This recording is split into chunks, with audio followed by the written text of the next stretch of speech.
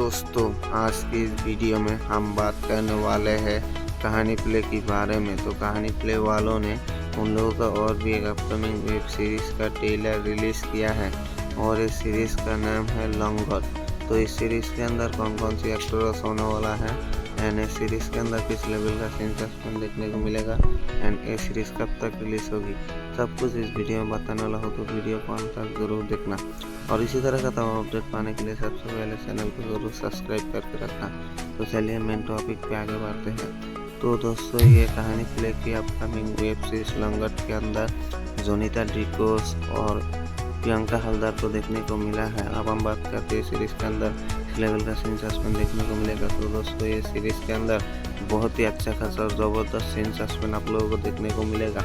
अब हम बात करते हैं सीरीज़ कब तक रिलीज होगी। तो दोस्तों, ये सीरीज़ दिस वेडनेसडे के दिन कहानी प्ले OTT पर रिलीज़ कर दिया जाएगा। तो कौन कौन एक्साइटेड है इस सीरीज़ को लेकर, आप इस वीडियो के कमेंट बॉक्स में कमेंट करके बता देना। तो यही तो छोटा सा एक अपडेट वीडियो आएगा, आप लोग अच्छा लगे तो लाइक कर देना। फिर मिलते हैं ऐसा कोई न्यू अपडेट लेके, तब तक के लिए गुड बाय।